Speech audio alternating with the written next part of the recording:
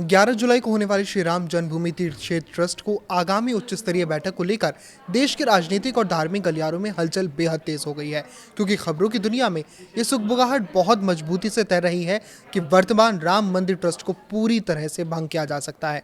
नमस्कार, मैं आशुतोष जोशी और आप देख रहे हैं न्यूज़ 18। दरअसल ये कयासबाजी तब से और ज्यादा गहरा गई है जब से ट्रस्ट के बेहद शक्तिशाली महासचिव चंपत राय और मुख्य सदस्य डॉक्टर अनिल मिश्रा के अचानक इस्तीफे की खबरें सामने आई हैं, जिससे पूरे संगठन के भीतर एक अभूतपूर्व और गहरा प्रशासनिक संकट और नेतृत्व की शून्यता पैदा कर दी गई है। राम मंदिर के निर्माण से लेकर उसके दैनिक कार्यों, विशाल वित्तीय लेन देन, सुरक्षा प्रबंधों और पूरी व्यवस्था की देखरेख की मुख्य जमीनी जिम्मेदारी इन्हीं दोनों के कंधों पर टिकी हुई थी, जो लगातार अयोध्या में ही स्थायी रूप से डेरा डालकर पूरे प्रबंधन को संचालित करते थे। लेकिन हाल ही में सामने आए मामले और विवाद के बाद इन दोनों शीर्ष पदाधिकारियों के इस्तीफों के सिलसिले ने पूरे ट्रस्ट की साख और कार्यप्रणाली पर गंभीर सवाल खड़े कर दिए हैं। वर्तमान समय में ट्रस्ट के भीतर पैदा हुआ ये प्रशासनिक संकट केवल दो प्रमुख व्यक्तियों के हटने तक ही सीमित नहीं है, बल्कि संकट का दायरा इससे कहीं और ज्यादा व्यापक और चिंताजनक है,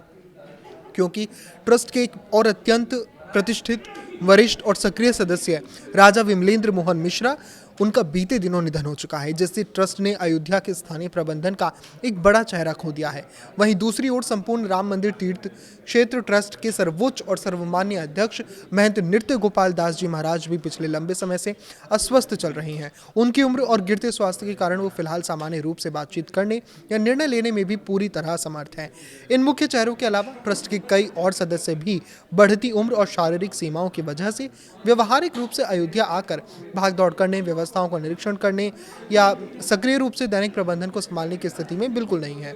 इस भारी आंतरिक गतिरोध, नेतृत्व के अचानक आए अभाव, दान चोरी के दाग और हर स्तर पर व्याप्त प्रशासनिक शून्यता के संस्था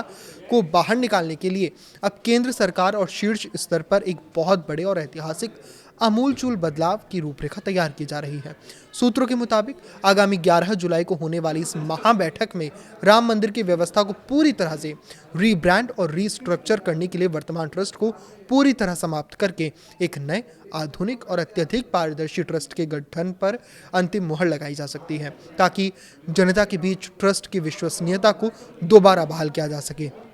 इस पूरे प्रशासनिक फेरबदल और पुनर्गठन के बीच प्रधानमंत्री के पूर्व प्रधान सचिव और वर्तमान राम मंदिर निर्माण समिति के अध्यक्ष रहे नृपेंद्र मिश्रा को एक बेहद विशाल, निर्णायक और सर्वोपरि जिम्मेदारी मिलने की प्रबल संभावना जताई जा रही है। अंदरूनी सूत्रों के मुताबिक नृपेंद्र मिश्रा की दशकों पुराने व्यापक नौकरशाही अनुभव, बेदाग छवि, कठोर कार्यशैली और प्रधानमंत्री कार्यालय यानी पीएमओ के साथ उनके सीधे समन्वय को ध्यान में रखते हुए उन्हें इस नवगठित ट्रस्ट का पहला मुख्य कार्यकारी अधिकारी यानी सीईओ नियुक्त किया जा सकता है।